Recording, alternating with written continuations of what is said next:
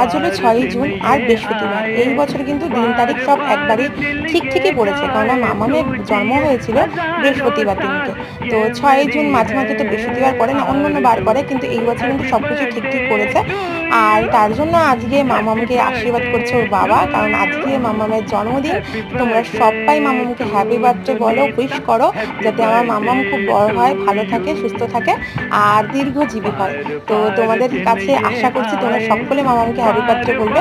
আর এটা হচ্ছে দুপুরবেলায় যেখানে মামামকে আমরা আশীর্বাদ করছি, মানে এটা ওর বাবা করছে আর তারপরে আমি করছি। তো আমাদের বাঙালিদের কিন্তু পায়েসটাই হচ্ছে আসল নিয়ম। কেননা আমরা ছোট্টবেলা থেকে কিন্তু আমাদের যখন জন্মদিনগুলো হয়েছিল তখন কিন্তু মা অন্য কিছু করতো না করতো, পায়েস কিন্তু মাস্ট করতোই। তো আমরা কিন্তু পায়েসটাকেই শুভ বলে মনে করি, তার জন্য পায়েস দিয়ে ওকে আশীর্বাদ করলাম। আর দুপুরবেলায় 5 রকম ভাজা, ডাল, মাছের ঝোল, দেন এইসব দিয়ে মানে ওকে